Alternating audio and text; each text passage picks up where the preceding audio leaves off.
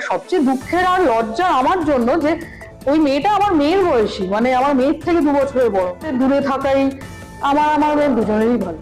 মানে নিজের জন্য থেকে বেশি আমার মেয়ের জন্য ভেবে কষ্ট হচ্ছে যে আমি হয়তো ওকে ডিভোর্স দিয়ে দিলাম, সবকিছু ছাড়াছাড়ি হয়ে গেল, আমার মেয়ের থেকে তোর নামটা যাবে না আর কি। এই যন্ত্রণা আমার আজীবন থাকবে। এত বাজে বাবা কারোর হতে পারে। মানে আমি যতবারই ডিভোর্সের কথা বলেছি, তুমি ডিভোর্স বলেছো না, আমি তো ডিভোর্স চাই না তোমার থেকে। মানে না, ডিভোর্স চাই না তো, না। প্রথমেই বলতে চাই যে আমাদের 2000 সালের 11ই ডিসেম্বর বিয়ে হয়েছে, আর এই 25 সালে 25 বছর পূর্ণও হয়ে গেছে, আর আমার 19 বছরের একটা মেয়ে আছে। এটাই সবচেয়ে বড় কথা, ডিভোর্স হয়নি, ফাইলও হয়নি আমাদের।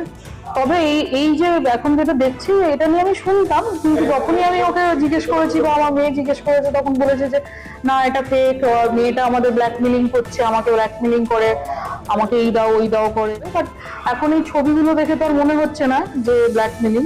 এটা ছাড়াও আমরা এই 2-3 বছর ধরে অকথ্য মানসিক যন্ত্রণার মধ্যে দিয়ে আছি আমি আর আমার মেয়ে।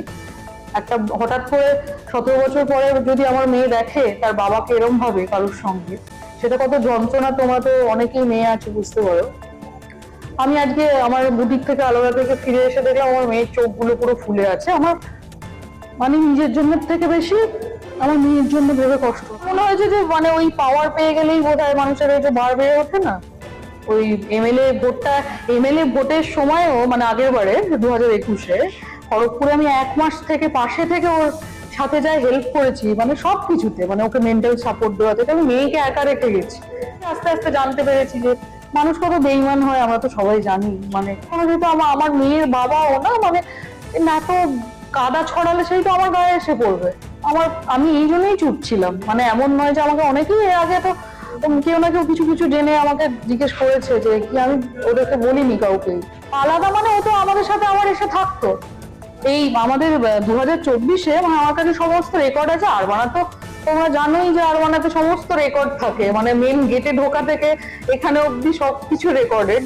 তো সেখানে তো দেখতেই পাবে যে ও ওই কদিন আগে অব্দি আমাদের সঙ্গেই থাকতো।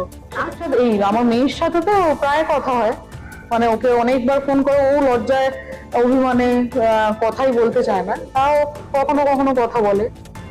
দেখা করতে চায়, 10 বার দেখা করতে চাইলে হয়তো একবার দেখা করে।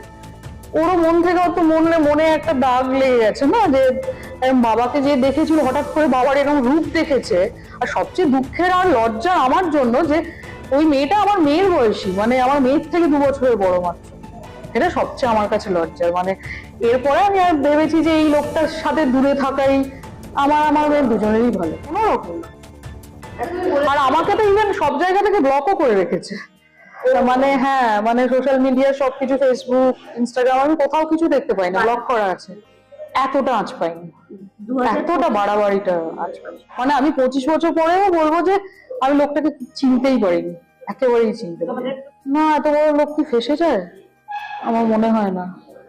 আর হাসবোই বা কেন? মানে আমি যদি ধরো কারোর সাথে ধরো কোনো লিঙ্ক টেস্ট আমি সেটা না খুলে ফেলি, যেমন আমার ওই পাসওয়ার্ডটা কেউ জানতে পারবে না, সেরকম ওরকম মেয়েরা তো ওরকম করে হঠাৎ করে গিয়ে কি বলে বসে পড়ে না যে এসো আমি তোমায় এই করতে চাইছি, এরকম করে হয় না আমার মনে হয়।